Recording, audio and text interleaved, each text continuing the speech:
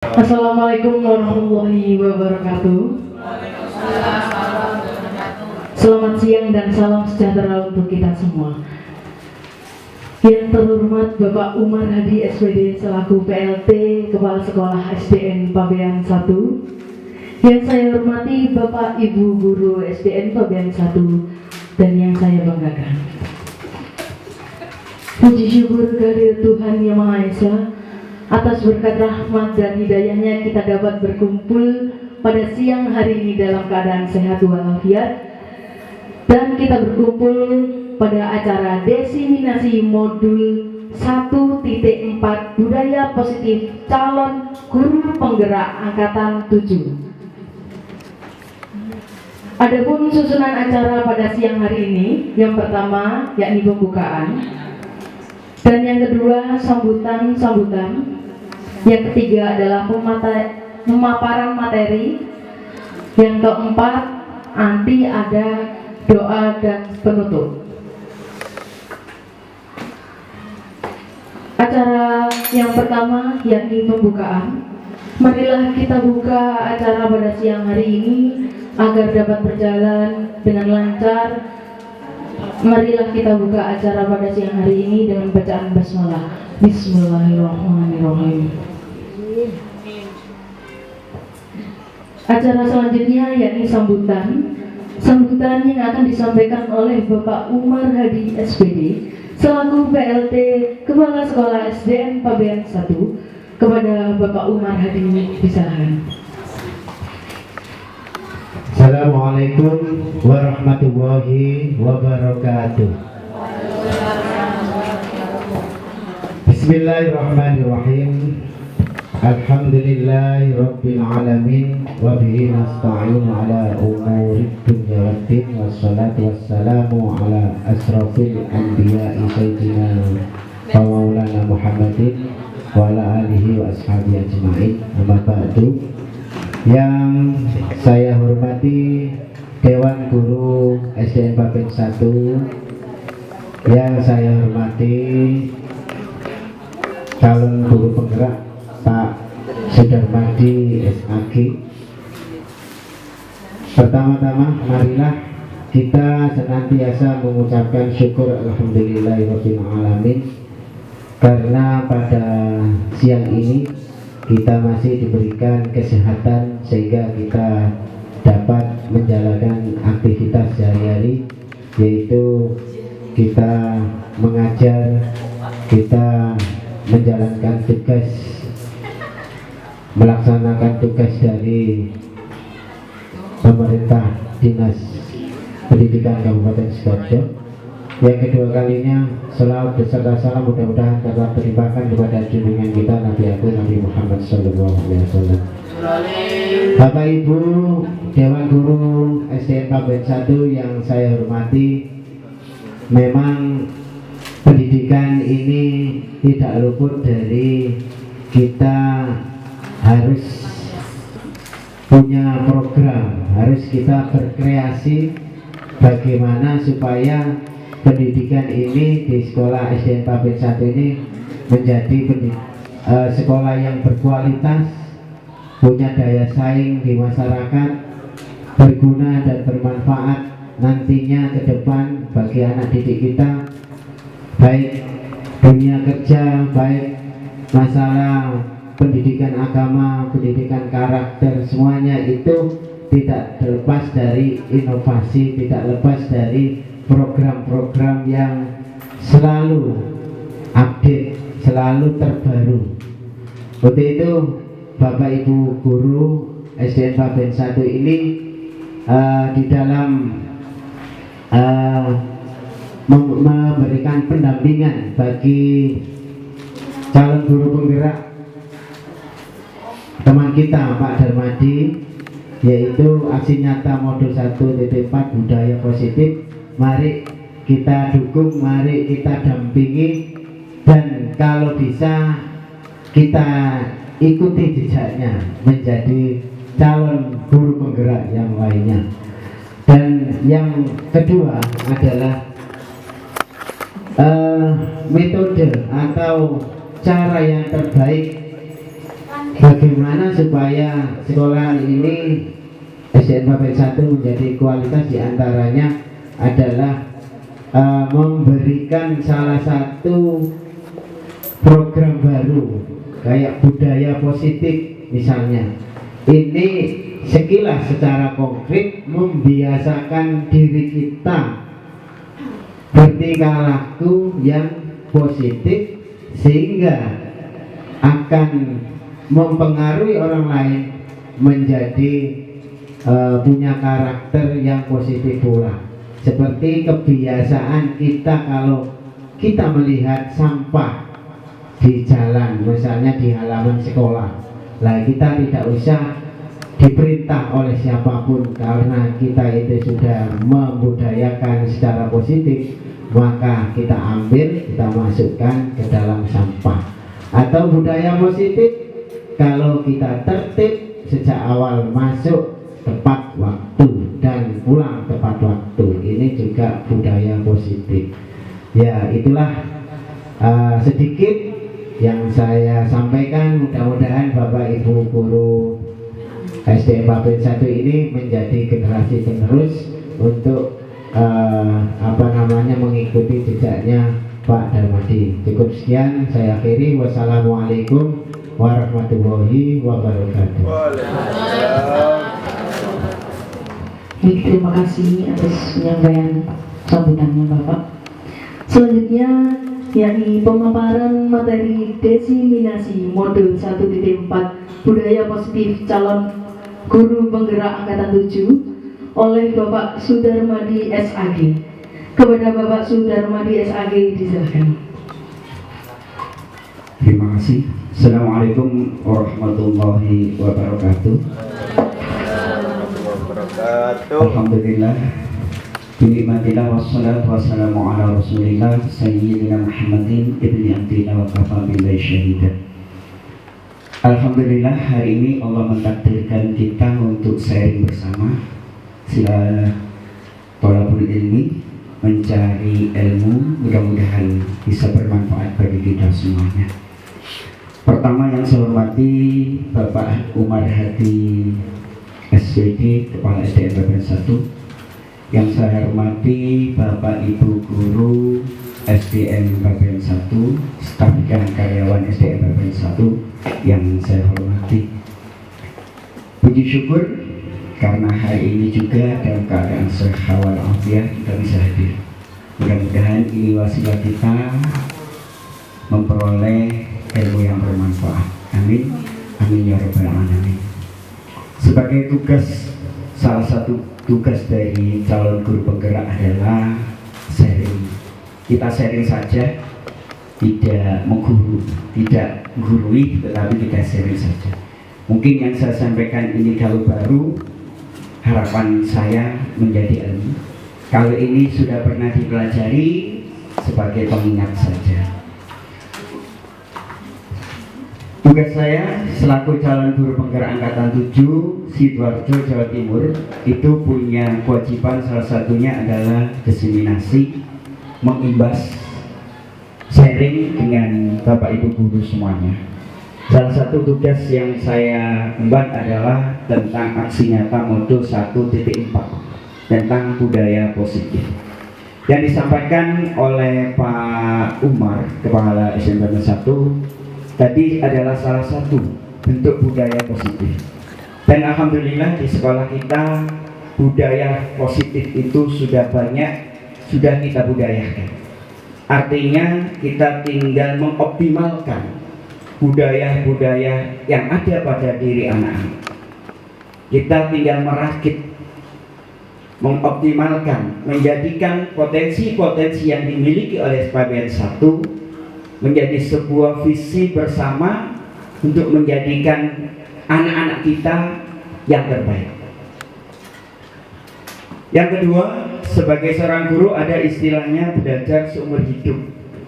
Tidak ada istilahnya berhenti dalam belajar. Tidak ada kata usia sudah tua. Bahkan dari sejak ayunan putra putri kita, anak-anak kita sudah harus kita ajari. Bahkan sampai pensiun purna sebenarnya kewajiban untuk menuntut ilmu itu adalah wajib. Selanjutnya mungkin kita akan perlu mengingat kembali apa sih sebenarnya tujuan pendidikan itu sendiri. Saya ambil dua, pendidikan yang diambil dari undang-undang yang ditetapkan oleh pemerintah, yang kedua nanti KHD. Kalau KHD berarti Ki Hajar Dewantara. Mari kita ingat kembali, refresh kembali tujuan pendidikan. Saya ambil dari Undang-Undang Nomor 20 Tahun 2003 Pasal 3. Tersurat di sana tujuan pendidikan adalah mengembangkan potensi peserta didik. Jadi tujuan pertama adalah mengembangkan potensi peserta didik. Agar apa? Menjadi manusia yang beriman dan bertakwa. Beriman dan bertakwa. Selanjutnya adalah berakhlak mulia. Akhlak mulia ini buah daripada iman dan takwa. Selanjutnya iman dan takwa tanpa adanya kesehatan maka tidak bisa berjalan dengan baik. Sehat, iman, takwa tanpa ilmu juga tidak akan menjadikan sebuah kekuatan untuk menjadikan siswa-siswi kita berprestasi. Sehingga perlu juga adanya ilmu. Sehingga tiap hari yang kita ajarkan di kelas, yang kita ajarkan yang bersifat pengetahuan, menghafal, ya, memberikan asesmen dan sebagainya, itu pada ranah berilmu. Kemudian cakap, kreatif, mandiri, demokratis, dan terakhir bertanggung jawab. Sekarang pertanyaannya, dari tujuan pemerintah yang canangkan itu, ranah mana yang sudah kita lakukan? Kalau selama ini ranah sekedar mungkin adalah memberikan ilmu, maka pendidikan tidak hanya ilmu yang kita harus berikan, tetapi iman dan takwa harus kita tanamkan. Dan alhamdulillah di sekolah kita mengcover, mewadahi daripada tujuan iman dan takwa ada sholat berjamaah, ada doa bersama sebelum pelaksanaan pembelajaran dan seterusnya. Ini adalah salah satu tujuan untuk membentuk anak yang berkarakter, beriman dan bertakwa. Kemudian berakhlak mulia, yang piket pagi hari menyapa dengan smile, dengan wajah yang menyenangkan, bersahabat, sentuh pundak yang laki dengan laki, perempuan dan laki perempuan, itu akan menumbuhkan sebuah kepercayaan diri, dan itu cerminan akhlak mulia. Dan seterusnya, ada 3 guru olahraga di sekolah kita. Ini punya peran penting di dalam menyehatkan ya secara fisik putra putri kita, siswa siswi kita. Guru agama menyehatkan mental sekaligus iman dan takwa. Kita bersinergi bersama. Bukan berarti ketika Bapak Ibu guru olahraga mengoptimalkan kesehatan secara fisik, tetapi yang lain tidak mendukung, tidak. Bukan berarti ketika guru agama mendampingi, mengoptimalkan iman dan takwa siswa, kemudian guru yang lain tidak. Ini adalah tugas bersama. Itu menurut undang-undang. Bagaimana kita lihat menurut KHD Ki Hajar Dewantara? Ini yang perlu kita sangat tekankan, karena ke depan insya Allah kurikulum merdeka ini hampir ide-ide dari KHD yang kita terapkan. Bagaimana tujuan pendidikan menurut KHD adalah menuntun segala kodrat. Apa itu kodrat? Kodrat itu artinya potensi-potensi yang sudah dimiliki, kebaikan-kebaikan yang sudah dimiliki. Itu artinya kodrat. Artinya siswa-siswi kita Allah ciptakan sudah ada kodratnya masing-masing. Yang kedua, Mereka bisa menjadi anak yang cerdas dan berbudi pekerti. Yang terakhir, anak ini mampu menjadi anak yang secara individualis, secara pribadi menjadi orang yang baik.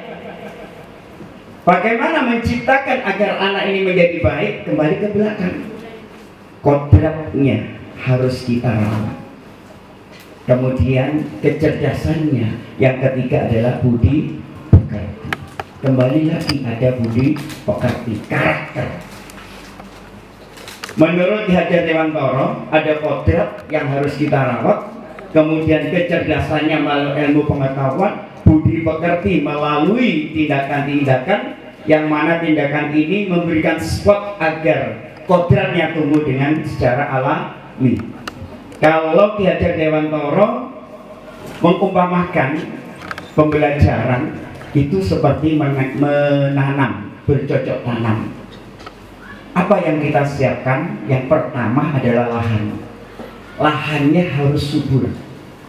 Kalau di sekolah, proses pembelajaran, sekolah itu ada lahannya. Bagaimana seorang guru menciptakan lahan ini yang siap untuk ditanami. Jadi sekolah kita harus aman, sekolah kita harus nyaman, kondusif, orang-orangnya juga menyenangkan, semua warga. Kenapa? Nanti akan kita tanami, kita jadikan tempat untuk mengkader kader-kader sebagai calon pemimpin masa depan. Jadi cocok tanam yang dimaksud lahan yaitu sekolah kita. Benihnya anak ini. Lahannya sudah siap, subur, bibitnya unggul, kita tanam. Tugas kita tidak memaksa anak ini menjadi di luar kodratnya. Kalau anak ini punya potensi tentang olahraga, kita fasilitasi olahraga. Meski kadang anak pinter olahraga, nilai akademiknya rendah, tapi kita tidak bisa menjustis anak ini tidak pandai. Karena apa? Dia tumbuh kembang berdasarkan kodratnya masing-masing, potensinya masing-masing. Di kelas pernah, khususnya kelas 6, saya lihat tidak begitu pandai membaca, tidak begitu pandai menulis, tetapi ketika berdoa, Masya Allah, ketika dari niat sampai salam hafal full, saya juga kaget. Oh, ternyata potensi religiusnya melebihi dari yang lain. Artinya anak ini tetap dikategorikan menjadi anak cerdas. Dan ini tugas kita. Bakat minatnya dari sudut mana? Ya, sehingga tidak ada istilahnya guru memaksa, memberikan statement yang kurang tepat terhadap kodrat anak ini. Karena apa? Di dalam Al-Quran juga bi ahsani taqwim, Allah menciptakan manusia itu adalah yang terbaik. Ini langsung Allah yang bicara. Berarti tidak ada anak nakal, tidak ada anak BODOH, dan seterusnya. Jadi semuanya punya kodrat, punya potensi yang Allah sudah siapkan. Tugas guru hanya menuntun agar anak ini berkembang berdasarkan potensinya masing-masing. Dan ini sudah saya terapkan. Alhamdulillah. Di kelas 6 itu, ya itu tadi, gak bisa baca, gak nulis, nulis ya tidak lengkap. Tapi ketika saya suruh wudhu pun, doa niat wudhu sampai doa setelah wudhu hafal.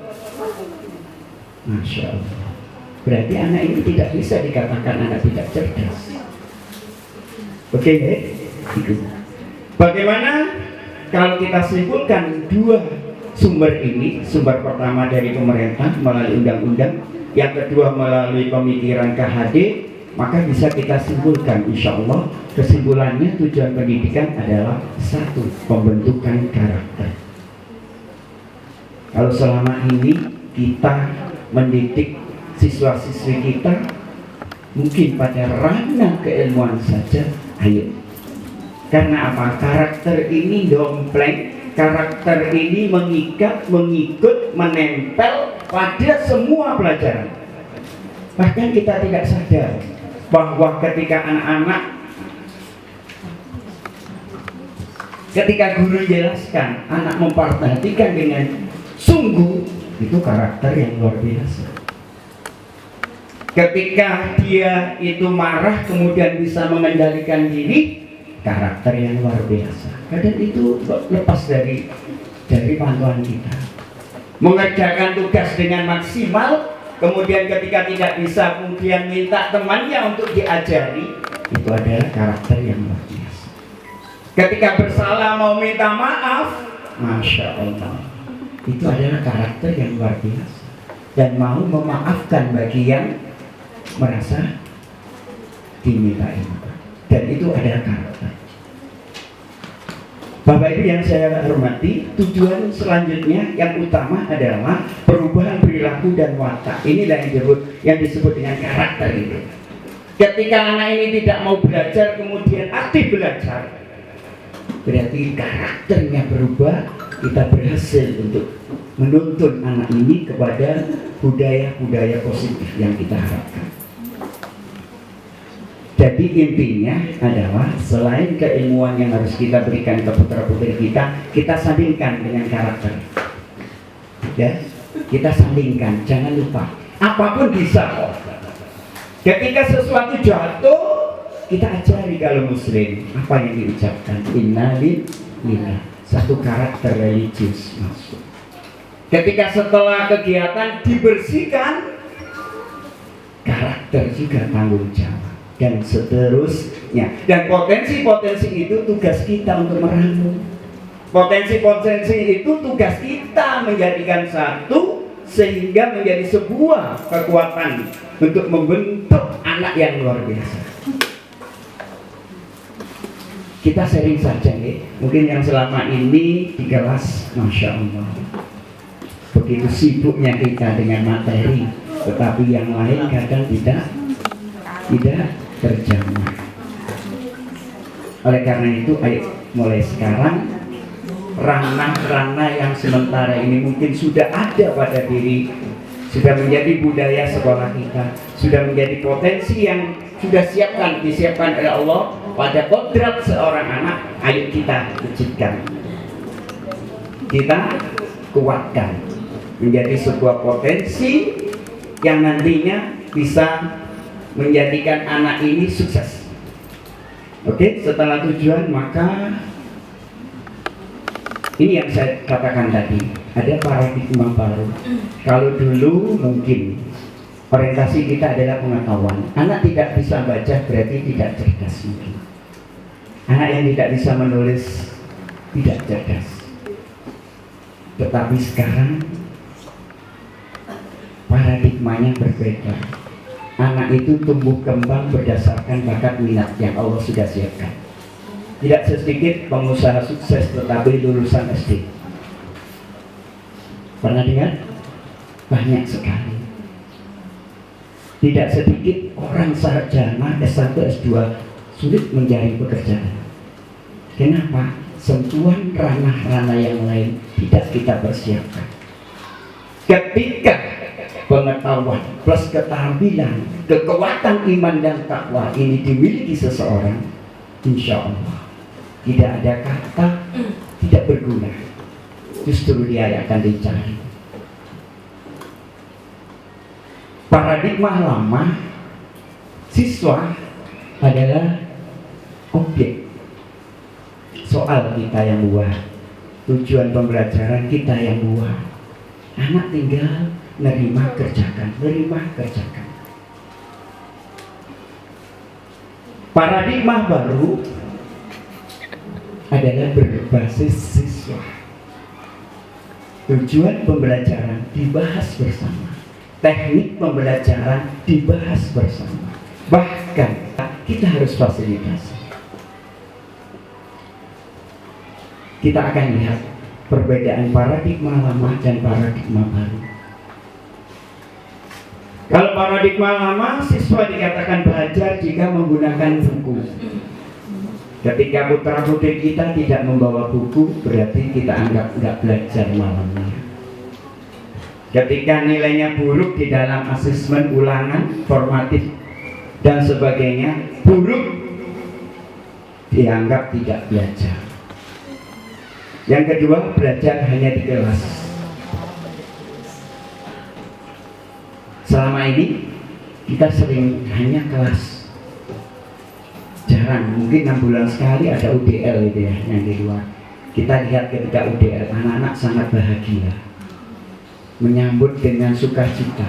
Alangkah indahnya setiap hari anak-anak kita menyambut proses pembelajaran dengan bahagia. Alangkah indahnya ketika anak-anak bertemu dengan kita, ekspresinya sangat menyenangkan dan mengharapkan kita. Kehadiran kita menjadi solusi untuk anak-anak kita. Kehadiran kita membuat anak-anak kita bahagia. Yang ketiga, siswa menunggu perintah guru untuk belajar, disuruh belajar baru belajar. Contohnya, anak-anak belajar kalau ada PR. Kalau tidak ada PR, coba dites di kelas. Yang terakhir, guru bertindak sebagai pengajar kepada siswa secara kelompok besar. Artinya apa? Dominasi guru adalah mayoritas. Tapi kalau paradigma baru, semua bisa dijadikan sumber belajar. Namanya alam takamul. Ketika kita belajar tentang alam, maka alangkah indahnya anak-anak kita langsung bertemu alam. Ciri-ciri mungkin monokotil, dikotil, dan seterusnya langsung kita ajak. Matematika pun juga sama. Ketika pembagian, anak-anak diajak ke lapangan mengambil batu dan sebagainya. Itu penjumlahan, pengurangan, pembagian. Seperti indahnya anak-anak bermain bebas itu. Sehingga belajar tidak lagi menjadi sebuah hal yang menyakitkan, menakutkan, tetapi indah ketika dia belajar. Asik. Kemudian yang kedua, semua tempat adalah ruang belajar. Tidak salah seperti guru-guru olahraga itu. Mudah-mudahan anak-anak asik juga belajar menulis di lapangan. Asik juga kita lihat mungkin bapak ibu guru di bawah pohon belajar bersama dan seterusnya.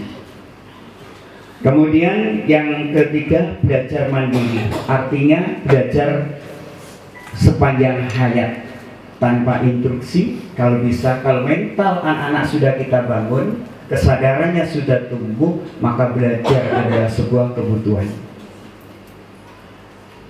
Itu ciri paradigma belajar yang baru. Yang terakhir, guru sebagai pamong.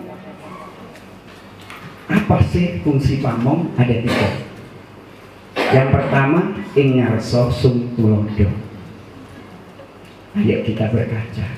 Kita tidak bisa berkaca kalau tidak ada benda untuk tempat kita berkaca. Yang menilai adalah kaca, bukan kita. Ketika kita berada di depan, sudahkah kita layak untuk ditiru, baik ucapan ataupun perilaku? Kalau belum, ayo kita bersama. Jadikan kita figur yang bisa dicontoh oleh anak, baik ucapan maupun perilaku, bahkan ibadah kita. Karena apa? Kata Ki Hajar Dewantara, kita adalah guru berjalan, tidak hanya di kelas batasnya, dimanapun. Kadang bahkan di masyarakat kita dipanggil Pak Guru. Sehingga ucapan kita, perbuatan kita, bahkan pola pikir kita harus menjadi teladan. Yang kedua, ing madya mangun karsa. Sesekali anak-anak ditampilkan di depan dan kita di tengah-tengah.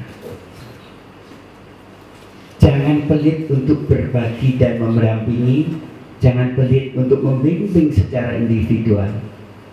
Tidak sekedar di les, tetapi di kelas pun kita pendampingan satu persatu. di tengah-tengah kita mendampingi, memberikan semangat kepada anak-anak. Baik kiranya seorang guru itu jalan, kita lihat mana yang butuh kita sentuh, mana yang butuh perhatian kita, mana anak-anak kita yang butuh kita ajari. Yang terakhir, sesekali anak-anak tampil di depan dan kita ada di belakang. Tidak ada salah dalam proses, dan ini sudah saya terapkan di kelas 5. Awal saya ngajar 1 bulan 2 bulan, ketika anak-anak saya beri tema bebas tentang salah satu pelajaran, di situ anak milih. Ada salah satu kelas tidak siap Pak, dia tak kayak seket dulu. Siap Pak, nggak apa-apa 50. Hati saya, ya Allah, kenapa takut anak-anak ke depan? Saya beri waktu 1 minggu lagi, pelajari terbaik, pelajari yang kamu anggap mudah. 1 tema saja, bebas. 1 menit cukup anak-anak. Setelah itu yang tidak bisa sama sekali saya dekati, saya beri tema, saya ajari. Dia saya tampilkan pertama. Ternyata memberikan motivasi. Si A saja bisa, saya masuk nggak bisa. Dan sekarang berhasil, royokan. Saya ingatkan kembali, ayo dulu minta 50, sekarang bagaimana? Tidak Pak, harus tampil. Artinya ini proses belajar juga. Dari tidak takut menjadi berani. Itu sentuhan-sentuhan itu yang jangan lupa.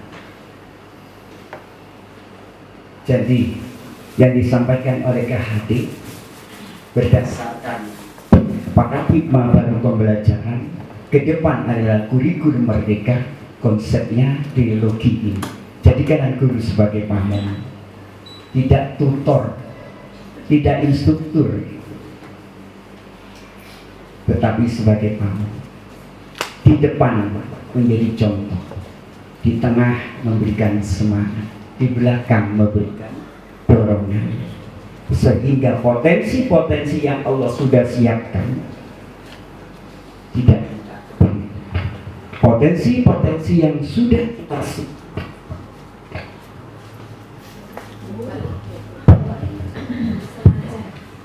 potensi yang Allah sudah siapkan bi ahsani takwim itu berkembang tumbuh sesuai dengan kodratnya. Kodrat ada 2, kodrat alam dan kodrat zaman. Kodrat alam berarti dia tumbuh berdasarkan perkembangan yang Allah siapkan. Kodrat alam plus kodrat zaman. Artinya apa? Anak ini mampu hidup bertahan berdasarkan perkembangan tuntutan alam, perkembangan zamannya. Kalau sekarang zaman IT, maka anak-anak kita harus bisa menguasai itu. Plus karakter penguasaan IT itu harus kita tanamkan, sehingga pengetahuannya akan terarah dan positif. Selanjutnya, apa sih yang harus kita siapkan dalam rangka paradigma pembelajaran baru? Di antaranya adalah berdiferensiasi. Apa itu? Serangkaian keputusan masuk akal yang dibuat oleh guru yang berorientasi atau berpusat kepada kebutuhan murid. Tidak mungkin satu kelas anak-anak butuh satu jenis. Pasti kebutuhannya bermacam-macam atau macam. Dan tugas kita untuk menuntun agar kebutuhan-kebutuhan itu tercover dengan baik, sehingga tujuan pendidikan kita diskusikan, teknik pembelajaran kita diskusikan, sehingga ketika proses pembelajaran, karena ide dari anak itu sendiri, otomatis dia enjoy, bahagia, senang mengikuti proses pembelajaran.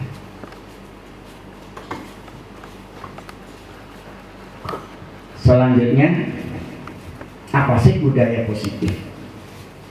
Budaya positif adalah watak, karakter atau nilai-nilai kebajikan yang merupakan pencerminan diri siswa, kodrat yang mereka miliki dari lahir. Kalau Islam dikatakan fitrah, Fitrah ini kalau tabula rasa mengatakan adalah seperti kertas kosong. Teori tabula rasa, tetapi ini terbantahkan dari hadis Rasulullah. Kullu mauludin yuladu 'alal fitrah. Pada dasarnya setiap anak lahir punya potensi. Dan itu betul. Kita tinggal menuntunnya saja. Kemudian dari nilai-nilai kebajikan itu kita jadikan sebuah kesepakatan. Dan dari kebajikan-kebajikan yang dimiliki oleh siswa itu kita jadikan sebuah kesepahaman,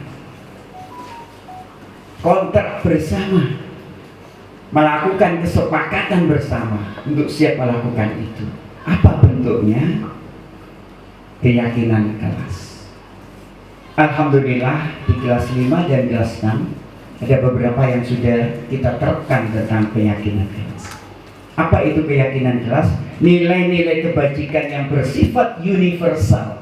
Artinya apa? Sifatnya tidak sampai kepada ranah-ranah menyinggung, ranah-ranah yang bersifat hanya pengkhususan, baik tersirat maupun tersurat, lepas dari latar belakang suku, negara, bahasa maupun agama.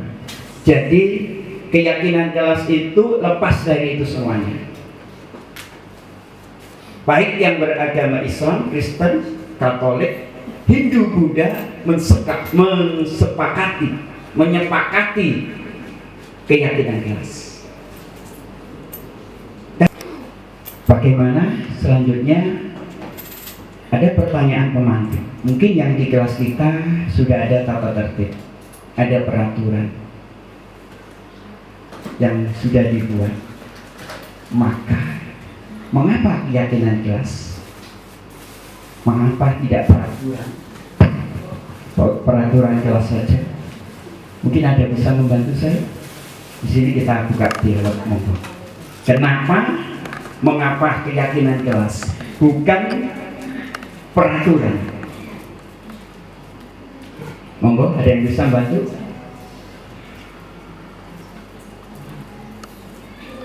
Kenapa kita pilih keyakinan kelas? Mengapa tidak peraturan kelas saja? Monggo, Bu Rafi. Oke. Jawabannya adalah keyakinan dari kata-kata yakin. Artinya keyakinan kelas ini dibangun dari gagasan intern pribadi masing-masing individu. Gagasan bersama yang disepakati menjadikan sebuah keyakinan bersama. Sekarang pertanyaannya, kalau ini dibangun berdasarkan gagasan per personil, gagasan ini dibuat, disepakati bersama oleh setiap individu, kira-kira pelaksanaannya lebih mudah nggak? Pasti, karena saya yang membuat, saya juga harapannya disepakati bersama. Ketika ada 1-2 orang yang keluar dari keyakinan kelas, tinggal ingatkan saja, tidak dimarahi. Dan anak-anak harus kita ajari bagaimana bahasa mengingatkan. Bahasa itu berpengaruh. Ketika kita ayo kita kembali ke keyakinan kelas kita. Contohnya saling menghargai. Nanti kita ada contoh. Ketimbang peraturan konsekuensinya bagi mereka yang melanggar peraturan biasanya apa? Ada hukuman. Dan hukuman itu membuat seseorang takut. Ketika dia taat tidak karena berasal dari kesadaran, tetapi karena ketakutan. Dan ini tidak bertahan lama. Sekali lagi.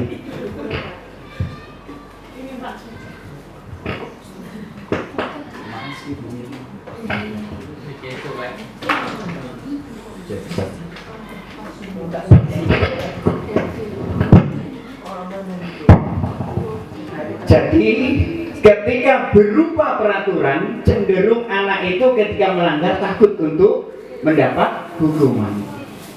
Karena rata-rata peraturan itu dibuat tidak berdasarkan kesepakatan yang bersifat intrinsik, berasal dari ide semua peserta atau siswa. Itu mengapa menggunakan keyakinan kelas, bukan peraturan kelas.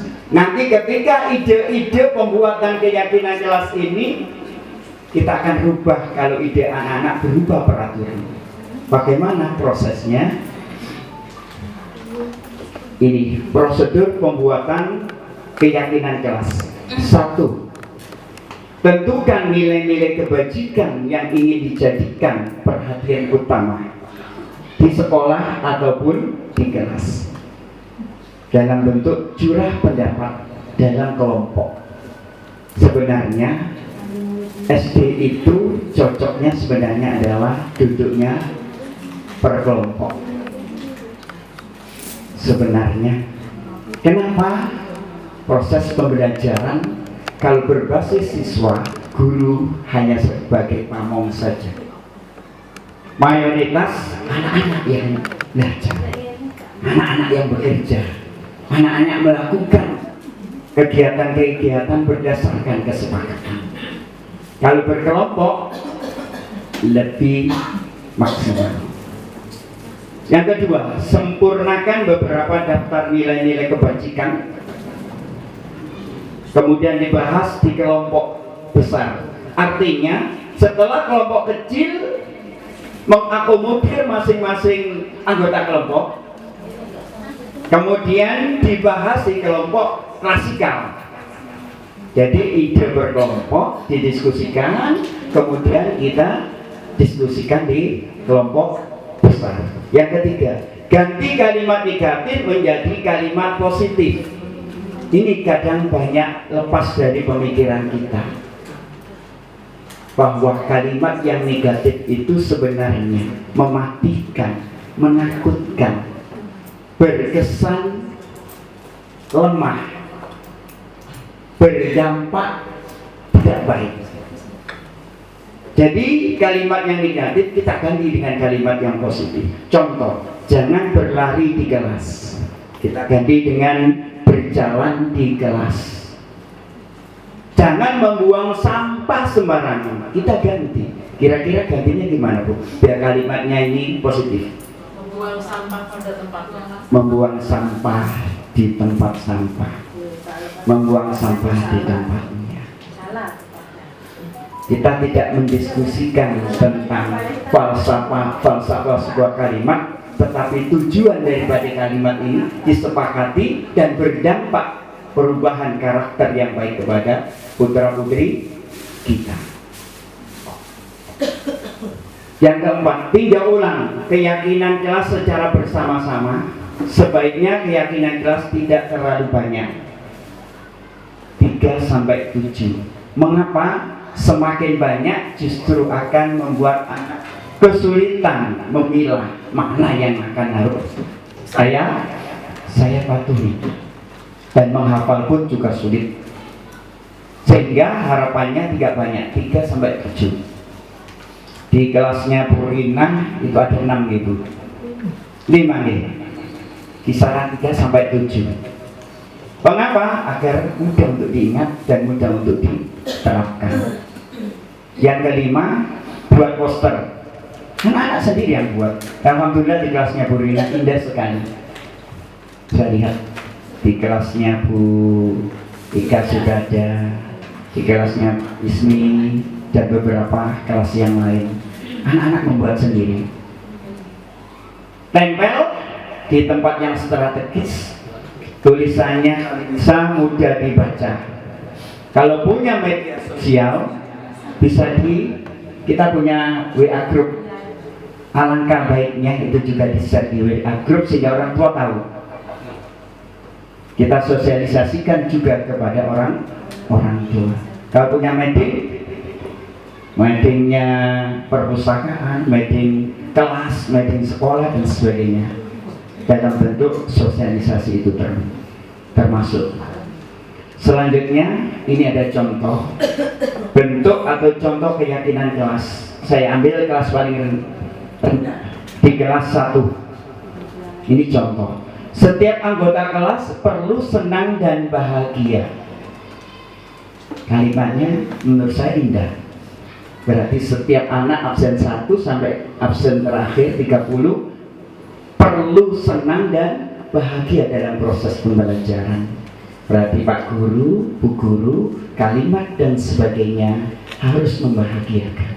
Perilakunya juga harus membahagiakan dalam proses pembelajaran.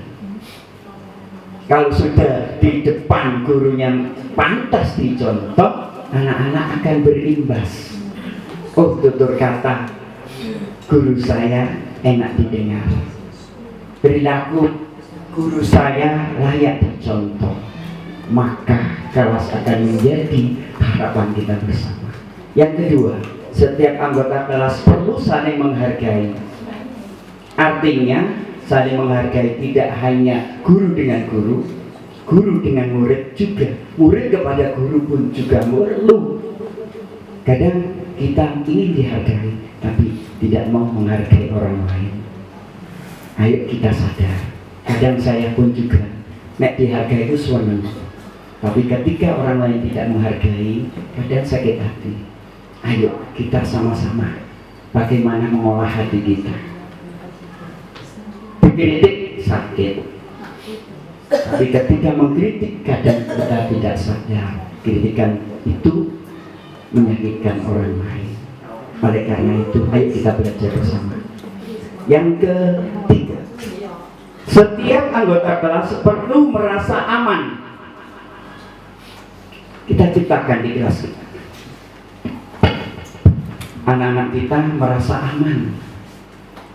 Jangan sampai kehadiran kita membuat anak kita tugas itu. Sudah terbayang kehadiran kita, tugas waktu itu. Alhamdulillah kalau bisa. Alhamdulillah Pak Jono hadir. Saya merasa ada Bapak ini. Alhamdulillah Bu Mira hadir, berarti ada pendamping saya. Alhamdulillah Pak Fajar datang, bisa membantu saya biar sehat dan seterusnya. Alhamdulillah hadirnya Bu Herlinda, saya aman karena beliau melindungi saya. Dan seterusnya. Yang terakhir, setiap anggota kelas perlu belajar. Belajar kita kembangkan, tidak saja belajar di kelas, tapi juga belajar di rumah. Dan itu kalau sudah menjadi sebuah keyakinan kelas, ketika anak 1-2 orang tidak mensepakati, artinya apa? Keluar dari kesepakatan keyakinan kelas ini, tinggal manggil. Ada teknik namanya segitiga restitusi. Nanti mungkin pertemuan selanjutnya, kalau Allah mentakdirkan kita ketemu. Jadi menyelesaikan masalah ketika ada anak keluar dari keyakinan kelas, ada tekniknya, namanya segitiga restitusi. Kapan akan kita bincang-bincangkan bersama. Ini contoh keyakinan kelas 1. Kemudian saya ambil yang kelas 5. Kelas harus menyenangkan. Berarti masuk, kalau anak suka bully, masuk keyakinan kelas ini. Kira-kira membuli itu menyenangkan orang enggak? Bisa kita. Nanti segitiga diskusi. Itu caranya bagaimana menyadarkan anak kita kembali untuk melaksanakan keyakinan kelas. Kadang kita harus kuat, dowung, ceknya berubah. Tekanan ada harus sampai alisih yang dowung itu. Kadang. Mudah-mudahan setelah ini kita tidak. Yang kedua, percaya dan menghormati orang lain serta barang miliknya. Percaya dan menghormati orang lain serta barang miliknya. Orangnya kita hormati, siswanya kita hormati, siswa dengan siswa saling menghormati, siswa dengan guru saling menghormati, guru dan siswa juga saling menghormati, dan juga barang yang dimiliki. Ketika barang ini bukan miliknya, tidak diambil. Ketika barang ini milik si A, maka kita kembalikan ke si A. Kita hormati barang-barangnya. Ketika mau pinjam, izin dulu. Ini yang dimaksud. Kemudian senantiasa menjadi diri yang terbaik. Ada kompetisi untuk menghilangkan nilai-nilai keburukan pada diri anak-anak. Berusaha berkompetisi untuk berbuat baik. Karena apa? Kita sadarkan anak-anak kita. Potensinya sudah ada. Kodrat yang Allah berikan sudah ada. Kita tinggal menuntun saja, mengoptimalkan saja. Dan ini yakin karena Al-Quran yang bicara. Bi ahsani taqwim. Saya ingatkan lagi, ayo kita mengingat lagi. Allah menciptakan manusia adalah terbaik-baik penciptaan. Pasti itu, dan harus yakin. Yang keempat, berkomitmen terhadap setiap tugas. Berarti ngerjakan PR, ada tugas di kelas dikerjakan, tepat waktu mengumpulkan, dan seterusnya. Yang terakhir, senantiasa membantu. Artinya kita tumbuhkan kepedulian. Membantu tidak hanya sekedar bersifat nominal, uang, barang dan sebagainya. Membantu tenaga juga sama. Kita tumbuhkan ke anak-anak kesadaran untuk suka membantu. Dari hal yang terkecil. Kadang tidak punya pensil, kita tumbuhkan bagaimana yang lain sadar untuk meminjami. Dan seterusnya. Selanjutnya, bagaimana agar keyakinan kelas itu bisa terlaksana dengan baik? Ada istilah disiplin. Kita tanamkan disiplin ke seluruh anggota kelas, dari absen nomor 1 sampai absen terakhir.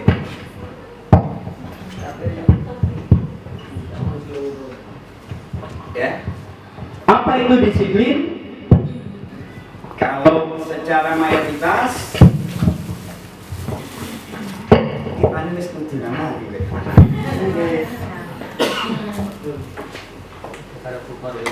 Menurut kita, disiplin itu cenderung kepada mentaati peraturan.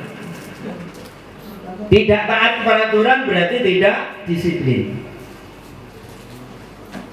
Karena ketakutan, takut terhadap aturan, seseorang memaksa diri agar tidak melanggar. Apa yang muncul? Ketidak istiqomahan.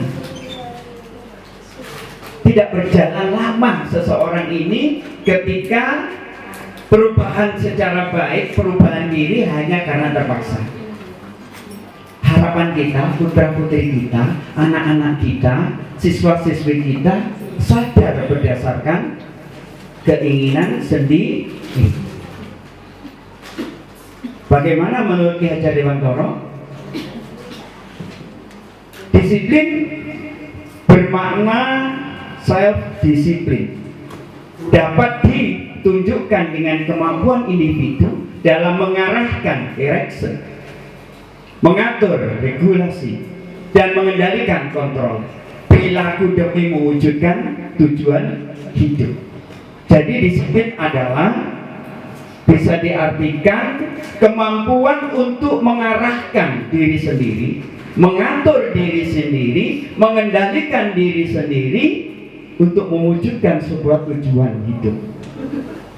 Jadi disiplin itu pada dasarnya ada kesadaran diri untuk mengarahkan, mengatur, mengontrol dari diri sendiri untuk melakukan kebaikan.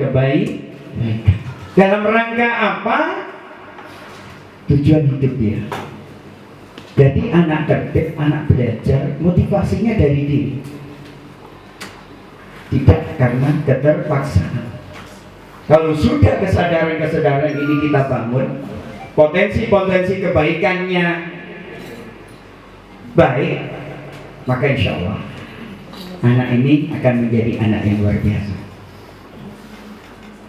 Selanjutnya, motivasi manusia berarti peserta didik juga manusia, bapak guru juga manusia. Menurut Godson, ada 3 motivasi seseorang agar taat, agar melakukan sebuah perintah. Yang pertama, menghindari ketidaknyamanan ataupun hukuman. Kalau kita sering menghukum, memarahi, menekan, anak ini sifat sementara diam. Apakah diamnya ini bertahan lama? Ketika orang yang ditakuti tidak ada di depannya, apa yang terjadi? Lepas. Harapan kita tidak melalui ketidaknyamanan, kesadaran itu tumbuh dari kesadaran diri, sehingga itu bisa istiqomah, bisa terus menerus bertahan lama. Yang kedua, orang taat itu karena ingin mendapatkan imbalan atau penghargaan dari orang lain. Kadang kita sering mengiming-imingi hadiah untuk anak kita, hadiah siswa-siswi kita. Kalau bisa ada yang nilainya 100, saya akan dapat hadiah. Ternyata ini tidak baik menurut Gus. Kenapa? Ketika hadiah ini tidak ada, semangatnya sudah nurun, bahkan hilang. Kenapa? Malah kau oleh hadiah. Dan ini tidak baik dalam proses pembelajaran. Dan ini bisa diterapkan untuk putra-putra kita sebenarnya di rumah. Si 2 anak kecil ini ya, yang punya anak kecil. Yang ketiga, untuk menjadi orang yang mereka inginkan dan menghargai diri sendiri dengan nilai-nilai yang mereka percaya. Artinya apa? Kesadaran dari diri sendiri, keinginan berangkat dari kesadaran anak ini sendiri. Karena apa? Dia yakin dan percaya bahwa melaksanakan perintah yang baik, instruksi yang baik, tugas yang baik akan berdampak positif terhadap perkembangannya. Jadi motivasi 1, 2, dan 3 ini, yang ketiga yang terbaik. Selanjutnya, ini contoh ketika saya terapkan di kelasnya Burina ya. Dan alhamdulillah membuahkan sebuah keyakinan kelas. Ini proses untuk menempelkan, karena harapan saya sih bentuknya kelompok kecil, tapi karena klasikal ya tetap saja kita lakukan. Kemudian diskusinya mereka gini, 3 orang, 4 orang. Ketika anak berdiri ramai berdiskusi, ada yang mojok, melamun dan sebagainya, kita biarkan saja. Targetnya adalah membuahkan ide. Kadang kita itu nek ndelok arek umum kayak stres. Gak leren, gak menang-menang, gak leren-leren. Udah biar anak bekerja, belajar, dan seterusnya. Ada yang pakai gerak, lari sana, lari sini, tapi ternyata bisa. Dan ini ramai di kelasnya Burina saat itu. Ada yang 2 orang, 3 orang, ada kan menyendiri, mewenang, ngelamun gitu. Baru muncul itu. Ya udah biarkan. Di pojok itu Burina, pojok lumpuh dewe, tak kira lapo-lapo, tapi nyekel pulpen. Oh, mencari inspirasi dia. Berarti dia ingin menyendiri agar inspirasinya muncul. Udah biar. Kita beri waktu 5 menit. Ini contoh, dan alhamdulillah tertempel. Kamu lanjut. Setelah itu, ini di kelas C ini, di kelasnya Bu Sylvie. Hasil daripada keyakinan kelas kita tanda tangani. wali kelas tanda tangan, anak-anak pun ada kolom tanda tangan, nggak masalah. Dari absen 1 sampai 5 sampai 30 yang akhir ikut tanda tangan untuk mensepakati keyakinan kelas. Dan alhamdulillah setelah ada keyakinan kelas ada perubahan-perubahan.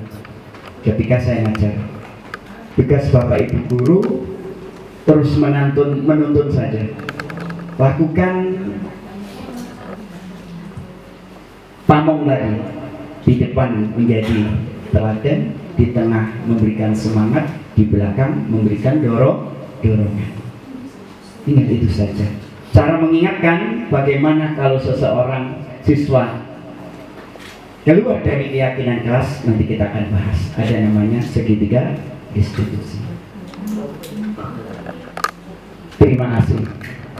Alhamdulillah tentang budaya positif sekilas memang saya buat singkat, mudah-mudahan ya bisa bermanfaat bagi kita semuanya. Dan Ibu guru semuanya, selanjutnya adalah sesi tanya jawab yang akan saya berikan 3 pertanyaan. Silahkan kepada Bapak Ibu guru yang ingin memberikan pertanyaan kepada Bapak Dharma. monggo ada pertanyaan tentang budaya positif. Harapan kami, terima kasih Pak Joni. Terima kasih Mas. Saya hanya ingin tanya tadi yang masalah tadi peraturan di kelas tadi namanya keikhlasan. Keyakinan kelas. Untuk kalimat tadi yang Saya buka yang kelas 5 Pak Joni ya.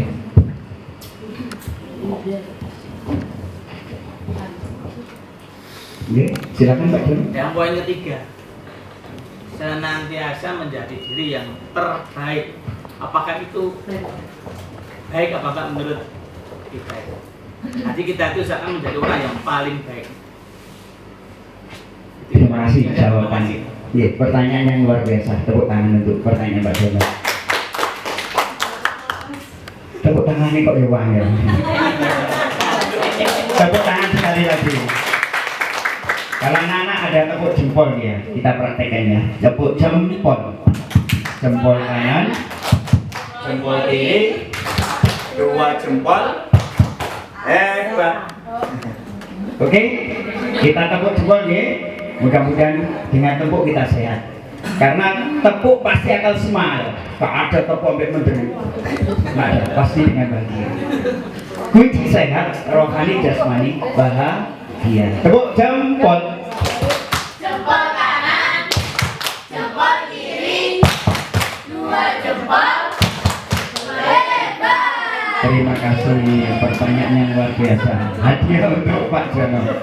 Senantiasa menjadi diri yang terbaik. Ingat, ini contoh mawon ya. Ini contoh saja. Kreasi silakan berdasarkan ide gagasan kelas masing-masing. Ini saya buatkan contoh saja. Pertanyaannya, senantiasa menjadi diri yang terbaik. Apakah itu baik untuk dampaknya kepada peserta didik? Ngerti ya? Ya, terbaik. sampai nanti jelaskan. Terima kasih. Kalimat ini senantiasa menjadi diri yang terbaik. Ini mungkin konotasinya adalah akan mengarah kepada sombong. Maka kalimat ini harus kita bekali anak-anak dalam rangka apa? Tidak sombong. Artinya apa? Terbaik ini adalah usaha maksimal agar kita menjadi yang terbaik. Kita baik bukan berarti menjelekkan orang lain. Kita berhasil bukan berarti menganggap orang lain tidak berhasil. Kita berhasil sendiri luar biasa ini. Tapi kalau berhasil bersama-sama sangat luar biasa. Saya baik sendiri biasa. Tapi kalau satu kelas yang terbaik itu yang luar biasa. Itu yang maksudnya Pak Jono. Jadilah yang terbaik untuk dirimu. Tempuh yang terbaik. Ada yang terbaik nggak, Mak? Mengapa kita pilih yang biasa atau yang baik? Pilih yang terbaik, sehingga termotivasi anak itu menjadi yang terbaik. Falsafahnya terbaik satu biasa, tapi kalau terbaik semuanya itu yang luar biasa. Kita harus bekali itu. Kita naik boleh, tapi jangan menginjak yang lain. Kan gitu ya. Boleh kita naik. Kita terbang boleh, tapi jangan menjatuhkan orang lain. Dan ini harus kita budayakan untuk anak-anak. Kamu sukses, Nak, luar biasa. Tapi ajak temanmu agar sukses seperti kalian. Kamu yang terbaik. Alangkah indahnya. Jadikan yang terbaik lain seperti kamu. Itu maksudnya Pak Jana. Bisa diterima? Alhamdulillah. Monggo ada lagi? Monggo. Pak Dharma. Oh, ada Bu Kris. Sini aja enggak, Pak? Iya. Pak Dharma, mungkin saya juga sama ya seperti bersama dengan Pak Jono, cuman mungkin ini sambil sedikit aja, mungkin saya juga ingin, saya kan juga kumer apakah yang saya lakukan ini benar, dan saya juga ingin bimbingan dari Pak Dharma, tapi juga saya juga sama dengan Pak Jono.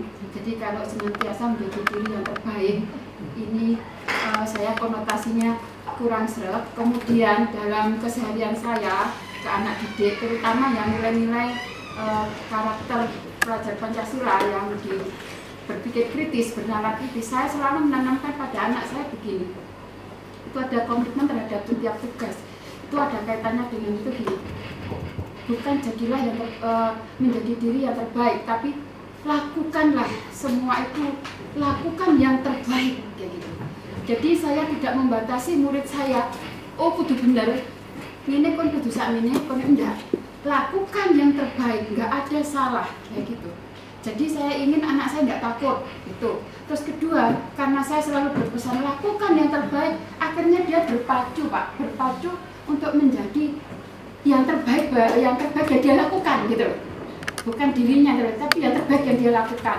Seperti kegiatan pramuka, saya selalu pesan kayak seperti kemarin, lakukan yang terbaik gitu. Sampai saya menyiram pun, setelah ini kamu berubah lah, kamu sudah bukan seperti yang kemarin kayak gitu. Saya bisikin setiap anak saya yang kemarin saya siram, sudah lakukan yang terbaik nanti setelah ini kayak gitu. Jadi alhamdulillah ya, konotasinya dengan tugas itu ini anak-anak nggak ada takut. Salah tugas itu ya dia mengerjakan itu baik bagi dia, tapi konsekuensinya saya apapun yang terjadi saya harus memberi yang baik bagi dia gitu. Terima kasih, kasih tepuk jempol untuk Bu Kris. Tepuk jempol. Jempol kanan, jempol kiri, dua jempol. Hebat. Alhamdulillah, pertanyaan yang luar biasa. Ada kalimat yang bisa saya, dan mungkin bisa, ini hal baru juga sebenarnya bagi saya. Lakukan yang terbaik, kamu akan menjadi yang terbaik. Nanti larinya ke sana. Artinya apa? Ikhtiar, perbaiki ikhtiar, perbaiki usaha. Yang jelas anak kita punya potensi yang berbeda-beda. Kita tidak boleh anak-anak kita jadikan berdasarkan keinginan kita. Jadikan anak seperti potensi yang dia miliki. Kalau dikatakan yang terbaik ini adalah ikhtiar, saya setuju. Tapi ketika pada tahap ikhtiar itu tercapai secara maksimal, maka ada muncul terbaik. Maka seseorang, anak-anak kita kalau sudah ikhtiarnya terbaik, maka dia pun secara tidak langsung menjadi yang terbaik. Endingnya situ. Yang kedua pertanyaannya, komitmen terhadap setiap tugas. Kita harus kawal. Kadang anak-anak kita lupa tugas. Tugas kita bukan memarahi. Ingatkan lagi ke keyakinan kelas. Caranya apa? Alhamdulillah di kelasnya Bu Kris pernah saya terapkan segitiga restriksi. Ketika anak ini tidak sesuai dengan keyakinan kelas, langsung saya panggil. Segitiga restriksi saya terapkan. Dan alhamdulillah, Bu Kris saya tanya, gimana Bu Kris hasilnya? Alhamdulillah, ada perubahan. Dan perubahan-perubahan itu yang kita harapkan dan menjadi sebuah budaya positif di kelas. Terima kasih Bukis memberikan statement yang mungkin saya anggap baru bisa saya terapkan, dan ini adalah kita sharing bersama. Yang baik kita ambil, yang tidak baik kita simpan. Demikian Bu Grace, kayaknya sharing saja ini bukan pertanyaan ya. Dan alhamdulillah ada masukan. Yang terakhir mungkin Ya, mungkin ada Bapak dari Ibu Guru yang ingin menyampaikan pertanyaannya. Kurang satu pertanyaan. Bu Amira mungkin? Mas Fajar, kelompok 1, 2 sini yang belum ini.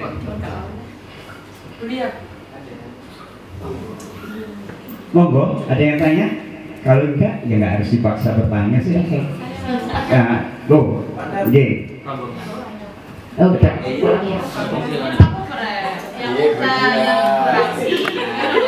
Pokoknya enggak tanya kapan nikah ya.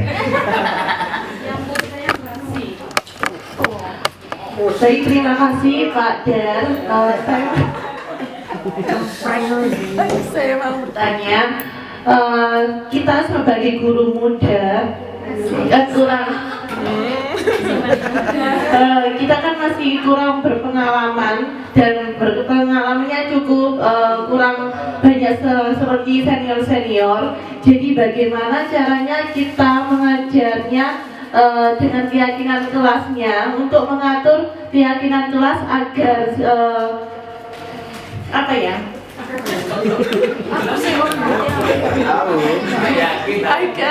kelasnya itu lebih menyenangkan. Apalagi sebagai guru muda, kebanyakan siswanya itu meremehkan gitu. Itu saja, terima kasih. Kita kasih tepuk jempol untuk Bu Mira. Tepuk jempol. Jempol kanan. Jempol kiri. 2 jempol. Hebat. Terima kasih, pertanyaan yang luar biasa. Ditambah luar biasa dan keren. Pertanyaannya, bagaimana guru muda? Ada guru muda ini. Ada istilah guru senior, ada junior. Sebenarnya kita sama-sama pembelajar sepanjang hayat. Istilahnya, kalau yang muda itu plus biasanya, kalau IT luar biasa. Wak. Yang tua biasanya agak lemot kalau sudah bicara IT. Artinya apa? Punya kelebihan yang luar biasa untuk para guru muda ini. Apa yang harus dilakukan? Kolaborasi, kerjasama, sharing.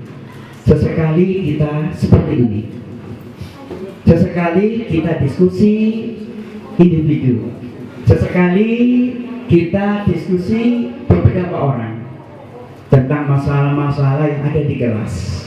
Bisa kita diskusikan bagaimana mengatasi. Insya Allah, kalau sudah kelas ini punya budaya positif, kalau kelas ini sudah terbangun nilai-nilai kebajikannya, maka dia tidak ada. NIP tertinggi atau dari DUK itu absen 1 sampai terakhir itu guru saya. Karena saya nggak ngajari kelas 1 tidak dipanggil Pak Guru, tidak. Dari kelas 1 sampai kelas 6 panggil Pak Dharma dan saya gurunya. Tapi ada pernah saya dipanggil anak kelas 1 baru. Kalau pintis di mana? Saya lihat dulu, saya tatap. Oke. Mau saya bantu? Siap Saya antar ke kamar kecil. Ini ya kalau mau pipis. Tapi saya tunggu sampai keluar. Belum kenal saya, nggak tahu baru sekolah. Nggak tahu muridnya, mungkin bara paling ya. Mungkin ya. Panggil saya, nggak tahu saya baru sekolah. Oke. Gini, kalau melihat saya lagi panggil Pak ya. Lengkap saya ini. Dibaca Sudarmadi. Iya. Biar tidak panjang-panjang, Dharma saja. Siap. Setelah itu wahdi sudah. Mungkin barang mungkin ya. Sejak awal itu, tapi sudah bisa baca ya. mungkin Bara, muridnya Bu Miftah, panggil Tapi alhamdulillah sekarang sudah tidak panggil ya, Pak Dharma ya. Oke, berarti kita berhasil satu sisi, ya, dari panggil menjadi Pak Dharma. Artinya apa? Ada nilai kebajikan yang kita tanamkan. Di sekolah itu panggil Pak dan Ibu. Seperti Pak Fajar, awal-awalnya panggil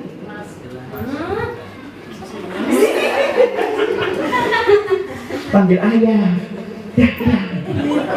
Ada yang nyeletuk siapa perempuan, panggil Bapak di sekolah. Dan sekarang sudah panggil Bapak. Dan juga sama, sebenarnya Bu Fat, kalau putranya di sini jangan panggil, tapi tetap ibu ya, mama ya manggilnya. Tidak boleh, harus panggil ibu. Jangan mama, ibu. Kenapa? Panggilan untuk seorang pendidik. Karena kita among itu. Kadang kita harus menjadi status seorang mama. Kadang status menjadi seorang bapak. Kembali ke pertanyaan Bu Amirah. Kalau sudah kelas ini kita bangun nilai-nilai kebajikannya dan disepakati menjadi sebuah keyakinan kelas, siapapun yang masuk ke kelas itu sama perlakuannya. Tidak hanya wali kelas yang dihormati, guru kelas, tetapi guru bidang studi pun juga dihormati. Meski masih muda. Kenapa? Mereka terikat sebuah keyakinan bersama, namanya keyakinan kelas. Oleh karena itu, setelah ini harapan kami, Bapak Ibu kembali ke kelas untuk keyakinan kelas. Kalau seandainya masih ribet di dalam ada kesulitan, kita sharing bersama. Kami siap mengawal sampai semua kelas terbentuk keyakinan kelas. Kalau sudah, maka insya Allah dari keyakinan kelas itu akan menumbuhkan kebajikan yang meluas di sekolah kita. Tidak ada lagi perilaku anak-anak yang menyimpang. Tidak ada lagi nanti ketika anak itu diingatkan marah. Karena apa? Sudah terbiasa ketika salah diingatkan menerima. Tidak ada lagi ketika mengingatkan dengan sebuah kata-kata yang menyakitkan. Sekarang saya tanya, masih di SD, SMP, ketika dihukum masih ingat sampai sekarang? Ketika dihukum guru, ingat? Alangkah indahnya itu tidak terjadi ke kita. Itu tidak terjadi ketika kita. Kenapa? Kebaikan itu gampang dilupakan, tapi keburukan, Masya Allah, sampai kita tua masih ingat. Saya dulu pernah dijewer, saya pernah dimarahi. Bayangkan itu kalau ada di identitas kita. Jadi Pak Dharma pemarah, Pak Dharma apa itu penghukum, Pak Dharma pencubit, dan plus yang lain. Alangkah tidak enaknya kita punya panggilan-panggilan seperti itu. Tapi sebaliknya, kalau panggilan itu menyenangkan, Bu Mira yang cantik, Bu Mira yang manis, yang perhatian, ya, tidak mudah tersinggung. Assalamualaikum warahmatullahi wabarakatuh. Waalaikumsalam warahmatullahi wabarakatuh. Alhamdulillah. Al-Fatihah. A'udzu billahi minasyaitonir rajim. Bismillahirrahmanirrahim. Alhamdulillahirabbil alamin arrahmanir rahim maliki yaumiddin. Iyyaka na'budu wa iyyaka nasta'in ihdinas siratal mustaqim. Shiratal ladzina an'amta 'alaihim ghairil maghdubi 'alaihim waladdallin. Bismillahirrahmanirrahim. Allahumma shalli ala sayyidina Muhammad wa ala ali sayyidina Muhammad walhamdulillahirabbil alamin. Allahumma shalli ala sayyidina Muhammad sholatan tunjina biha min ahwal wal afat wa taqdi lana biha jami'al hajat wa tutahhiruna biha min jami'is sayyi'at wa tarfa'una biha indaka 'ala darajat wa tuballighuna biha awsal ghayat min jami'il khairat fil hayati wa 'inda al-mamat. Rabbi zidna ilman nafi'an wa rizqan wasi'an halalan thayyiban mubarakan. ربنا ظلمنا أنفسنا وإن لم تغفر لنا وترحمنا لنكونن من الخاسرين اللهم اجعلنا وأولادنا وذريتنا وتلاميذنا من أهل العلم وأهل الخير ولا تجعلنا وإياهم من أهل الشر والخير ربنا آتنا في الدنيا حسنة وفي الآخرة حسنة وقنا عذاب النار سبحان ربك رب العزة عما يصفون وسلام على المرسلين والحمد لله رب العالمين. الفاتحة. Assalamualaikum warahmatullahi wabarakatuh. Baik, terima kasih Pak Maskur. Demikian rangkaian acara siang hari ini. Baiklah, saya Vinanda selaku pembawa acara pada siang hari ini memohon maaf apabila terdapat kata yang kurang berkenan di hati. Saya memohon maaf yang sebesar-besarnya. Terima kasih. Wassalamualaikum warahmatullahi wabarakatuh.